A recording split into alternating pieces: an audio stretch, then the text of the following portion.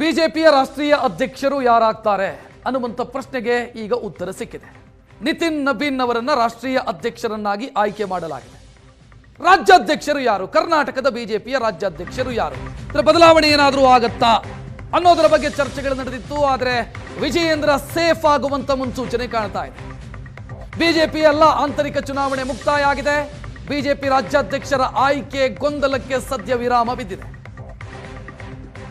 ವಿಜಯೇಂದ್ರ ಅವರು ಅಲಂಕರಿಸಿರುವಂತ ರಾಜ್ಯಾಧ್ಯಕ್ಷ ಹುದ್ದೆಗೆ ಸದ್ಯಕ್ಕೆ ಅಡೆತಡೆ ಇಲ್ಲ ಅಂತ ಅನಿಸ್ತಾ ಇದೆ. ಬದಲಾವಣೆ, ಮರು ನೇಮಕ, ಘೋಷಣೆ ಎಲ್ಲದಕ್ಕೂ ಕೂಡ ವಿರಾಮ ಬಿದ್ದಂಗಿದೆ. ಬಂಡಾಯ, ಅಸಹಕಾರ ಯಾವುದನ್ನೂ ಕೂಡ ಬಿಜೆಪಿ ಹೈಕಮಾಂಡ್ ಪರಿಗಣಿಸಿಲ್ಲ. ಬಿಜೆಪಿ ರಾಷ್ಟ್ರೀಯ ಅಧ್ಯಕ್ಷರ ಆಯ್ಕೆ ಮುಗಿದಿದೆ.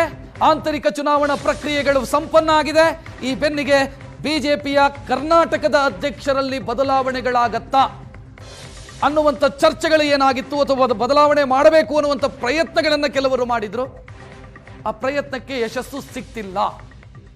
ವಿಜಯೇಂದ್ರ ಅವರೇ ಅಧ್ಯಕ್ಷರಾಗಿ ಕಂಟಿನ್ಯೂ ಆಗುವಂತ ಮುನ್ಸೂಚನೆ ಇಲ್ಲಿ ಕಾಣ್ತಾ ಇದೆ. ಇನ್ನೂ 3 ವರ್ಷಗಳ ಕಾಲ ವಿಜಯೇಂದ್ರ ಅವರೇ ಅಧ್ಯಕ್ಷರಾಗಿರ್ತಾರಾ, ಅಥವಾ ಅಧ್ಯಕ್ಷ ಹುದ್ದೆಯ ಹಾದಿ ಇನ್ನಷ್ಟು ಸುದೀರ್ಘವಾಗಿ ಸಾಗತ್ತಾ ಅಂತ ಅನಿಸೋ ರೀತಿಯಲ್ಲಿ ಬೆಳವಣಿಗೆಗಳಿದ್ದಾವೆ.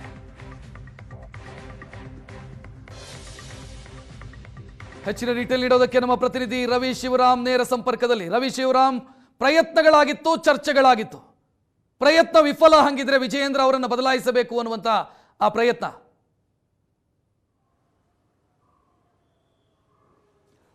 ಈ ಕ್ಷಣಕ್ಕೆ ಆ ಎಲ್ಲ ಪ್ರಯತ್ನಗಳು ವಿಫಲವಾಗಿದೆ ಹೇಳುವ ಮಾತುಗಳನ್ನು ಬಹಳ ಸ್ಪಷ್ಟವಾಗಿ ಹೇಳಬಹುದು.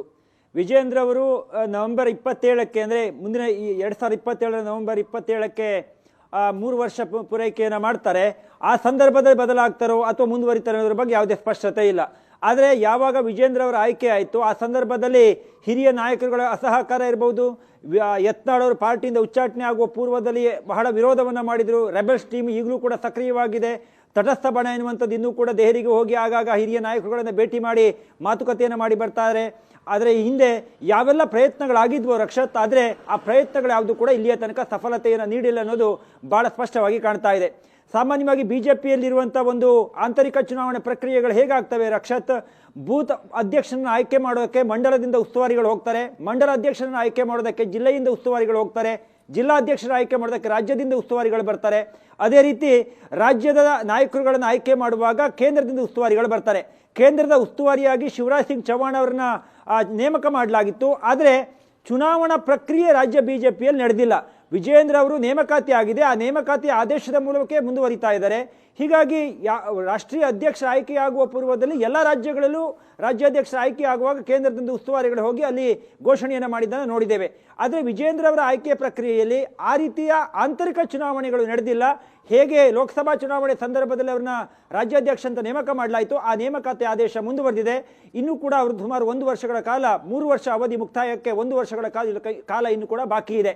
ಹೀಗಾಗಿ ವಿಧಾನಸಭಾ ಚುನಾವಣೆಯ ಸಂದರ್ಭದಲ್ಲಿ 2028ರ ವಿಧಾನಸಭಾ ಚುನಾವಣೆಯ ಸಂದರ್ಭದಲ್ಲಿ ಅಲ್ಲಿಯ ಸ್ಥಿತಿಗತಿ ಪರಿಸ್ಥಿತಿಯನ್ನು ನೋಡಿಕೊಂಡು ಏನಾದರೂ ಚುನಾವಣೆಯಲ್ಲಿ ಬದಲಾವಣೆ ಮಾಡಬೇಕಾ ಮಾಡಬಾರ್ದು ಎನ್ನುವ ತೀರ್ಮಾನವನ್ನು ಬಹುಶಃ ಹೈಕಮಾಂಡ್ ಮಾಡುವ ನಿಟ್ಟಿನಲ್ಲಿ ಕಾಣ್ತಾ ಇದೆ. ಯಾಕೆಂದರೆ ರಾಜ್ಯದಲ್ಲಿ ಕೇವಲ ಬಿಜೆಪಿ ಮಾತ್ರ ಒಟ್ಟಿಗೆ ಹೋಗ್ತಾ ಇಲ್ಲ, ಬಿಜೆಪಿ ಜೊತೆಗೆ JDS ಕೂಡ ಮೈತ್ರಿಯನ್ನು ಮಾಡಿಕೊಂಡಿದೆ. ಹೀಗಾಗಿ ಆ ವಿಧಾನಸಭಾ ಚುನಾವಣೆಯ ಆಗುಹೋಗುಗಳು, ಸ್ಥಿತಿಗತಿಗಳು, ಟಿಕೆಟ್ ಹಂಚಿಕೆ ಮತ್ತು ಹಿರಿಯ ನಾಯಕರುಗಳ ಸಲಹೆಗಳು ಮತ್ತು ಸಹಕಾರ ಇದೆಲ್ಲವನ್ನ ಪರಿಗಣಿಸಿ ಹೈಕಮಾಂಡ್ ಆ ಸಂದರ್ಭದಲ್ಲಿ ವಿಜಯೇಂದ್ರ ಅವರನ್ನೇ ಮುಂದುವರಿಸಬೇಕೋ ಮುಂದುವರಿಸಬಾರ್ದೋ ಅಥವಾ ಬೇರೆಯವರನ್ನು ತರಬೇಕು ಅನ್ನುವ ಕುರಿತಾಗಿ ನಿರ್ಣಯವನ್ನು ಮಾಡಬಹುದು. ಆದರೆ ಇಲ್ಲಿಯ ತನಕ ಯಾವೆಲ್ಲ ಪ್ರಯತ್ನಗಳಾಗಿದ್ವು ರಕ್ಷತ್, ವಿಜಯೇಂದ್ರ ಅವರನ್ನ ಬದಲಾವಣೆ ಮಾಡಬೇಕು, ಒಂದು ಹೊಸಬರನ್ನು ತರಬೇಕು ಅನ್ನುವಂಥ ಪ್ರಯತ್ನಗಳಾಗಿದ್ವು, ಅದಕ್ಕೆ ಸದ್ಯಕ್ಕಂತೂ ಫುಲ್ ಸ್ಟಾಪ್ ಇದ್ದಂತೆ ಕಾಣ್ತಾ ಇದೆ. ವಿಜಯೇಂದ್ರ ಅವರನ್ನ ಬಹಳ ಸ್ಪಷ್ಟವಾಗಿ ಹೇಳುವುದಾದರೆ ಈಗ ಅವರು ಸ್ವಲ್ಪ ನಿರಾಳವಾಗಿ ಕೆಲಸವನ್ನು ಮಾಡೋದಕ್ಕೆ ಮತ್ತು ಯಾವುದೇ ಹೈಕಮಾಂಡ್ ತೀರ್ಮಾನವನ್ನು ತೆಗೆದುಕೊಳ್ಳದೇ ಇರುವ ಕಾರಣಕ್ಕೋಸ್ಕರ ವಿಜಯೇಂದ್ರ ಅವರು ಸದ್ಯಕ್ಕಂತೂ ಕಂಟಿನ್ಯೂ ಆಗುವುದರಲ್ಲಿ ಯಾವುದೇ ಸಂದೇಹ ಬೇಡ. ಥ್ಯಾಂಕ್ ಯು ರವಿ ಮಾಹಿತಿಗೆ.